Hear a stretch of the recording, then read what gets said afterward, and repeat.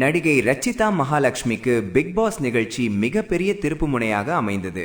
அந்த நிகழ்ச்சியிலிருந்து எவிக்ட் ஆன பிறகு தொடர்ந்து சினிமாவில் வாய்ப்புகள் கிடைத்து வருகிறார். அவர் நடித்த ஃபயர் படம் பெரிய அளவில் வெற்றி பெறவில்லை என்றாலும் அந்த படத்தில் அவர் நடித்த கேரக்டர் ரசிகர்களின் கவனத்தை ஈர்த்தது.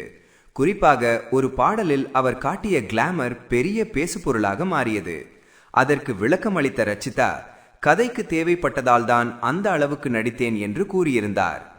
பிக் பாஸ் சீசன் 6இல் கலந்து கொண்ட ரச்சிதா தனது திறமையை முழுமையாக வெளிப்படுத்தினாலும் டைட்டிலை வெல்ல முடியாமல் பாதியிலேயே வெளியேறினார்.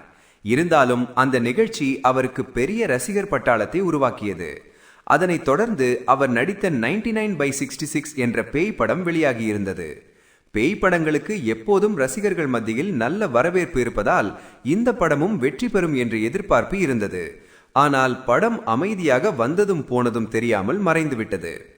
இந்நிலையில் ரச்சிதா அளித்துள்ள ஒரு பேட்டி தற்போது சமூக வலைதளங்களில் வைரலாக வருகிறது.